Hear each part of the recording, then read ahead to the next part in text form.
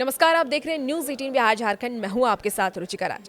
महाराष्ट्र में महायुति की महाजीत के बाद मुख्यमंत्री पद को लेकर के सस्पेंस बरकरार है कि महाराष्ट्र का अगला समीकरण क्या होने वाला है। तो चलिए जानते हैं कि अगर महाराष्ट्र में फडणवीस सरकार बनी तो शिंदे गुट से कौन बनेगा डिप्टी सीएम। आने वाले वक्त में क्या होगी एकनाथ शिंदे की भूमिका और किन नेताओं की लग सकती है लॉटरी। तो अभी तक भले ही मुख्यमंत्री के नाम का ऐलान नहीं हुआ हो, लेकिन बीजेपी के नेता देवेंद्र फडणवीस रेस में सबसे आगे बने हुए हैं। बीजेपी की तरफ से ये भी कहा जा रहा है कि केंद्रीय आलाकमान जो भी फैसला लेगा उसमें जनादेश का सम्मान होगा। महाराष्ट्र बीजेपी चीफ चंद्रशेखर ने ये कहा है कि महाराष्ट्र के हित में योग्य फैसला होगा और इससे आगे निकलते हुए केंद्रीय मंत्री रामदास ने ये साफ कर दिया है कि देवेंद्र फडणवीस ही सीएम होंगे।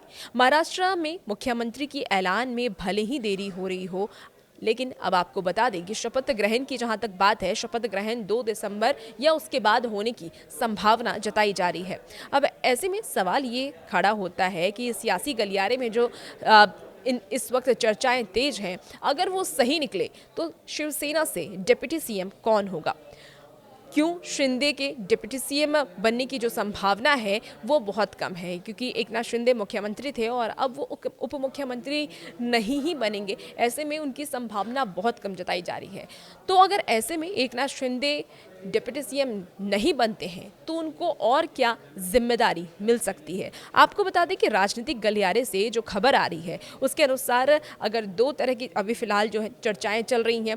सीएम एकनाथ शिंदे अपने बेटे डॉक्टर श्रीकांत शिंदे का नाम डिप्टी सीएम के लिए आगे कर रहे हैं। वो खुद कल्याण से लड़कर केंद्र जाएंगे। दूसरी थ्योरी ये भी है कि वह परिवारवाद से बचने के लिए पार्टी के किसी दूसरे विधायक का नाम आगे करें।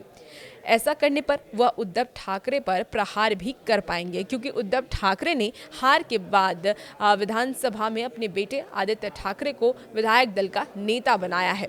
अब जानते हैं कि किन नेताओं की इस बार लॉटरी लग सकती है। राजनीतिक गलियारे से जो खबर सामने आ रही है, जो चर्चाएं तेज हैं, उसमें ऐसा कहा जा रहा है कि एक तरह से उद्धव ठाकरे ने अब पार्टी की कमान बेटे को दे दी है। वह मुंबई की वर्ली सीट से प्रतिष्ठापूर्ण मुकाबले में जीत कर आए हैं। उन्होंने शिंदे की सेना के कैंडिडेट मिलिंद देवड़ा को हराया है। देवड़ा केंद्र में मंत्री रहने के साथ ही दिग्गज नेता मुरली देवड़ा के बेटे हैं। आदित्य की दूसरी बार जीतने से उनका कद बढ़ गया। शिंदे के पार्टी के कुछ नेताओं की ये भी राय है कि एकनाथ शिंदे को कमान देना उचित होगा। शिंदे लोकसभा चुनावों में तीसरी बार जीते हैं और एनसीपी से अजीत पवार का डिप्टी सीएम बनना भी तय है। ये भी कहा जा रहा है कि फडणवीस के सीएम बनने पर शिवसेना को एम विभाग भी मिल सकता है। चर्चा ये भी है कि अगर शिंदे केंद्र में मंत्री बनते हैं तो ऐसी स्थिति में वो अपने किसी करीबी को डिप्टी सीएम बना सकते हैं। इसमें दादा भूसे शंभुराज देसाई का नाम शामिल है। और अब जानते हैं कि कब क्या होगा। तो मुख्यमंत्री एकनाथ शिंदे के इस्तीफा देने के बाद अब नई सरकार के गठन का रास्ता लगभग साफ हो चुका है। 29 और 30 नवंबर में नवनिर्वाचित विधायकों को शपथ दिलाए जाने की संभावना भी है और इसके 2 दिन के बाद यानी कि 2 दिसंबर के बाद शपथ होने की उम्मीद जताई जा रही है। महायुति में शामिल शिवसेना और एनसीपी एकनाथ शिंदे और अजीत पवार को विधायक दल का नेता चुना जा चुका है, लेकिन बीजेपी यह औपचारिकता पूरी होनी अभी बाकी है, क्योंकि बीजेपी की तरफ से जब तक औपचारिकता पूरी नहीं होगी तब तक किसी भी चीज़ पर सिर्फ संभावना ही जताई जा सकती है। इसके बाद महायुति के नए मुख्यमंत्री का नाम तय होगा। सरकार बनाने का दावा पेश किया जाएगा। तो फिलहाल देखना होगा कि महाराष्ट्र के नए सीएम कौन बनते हैं। और भी ऐसी वीडियोस के लिए बने रहिए न्यूज़ 18 बिहार झारखंड के साथ।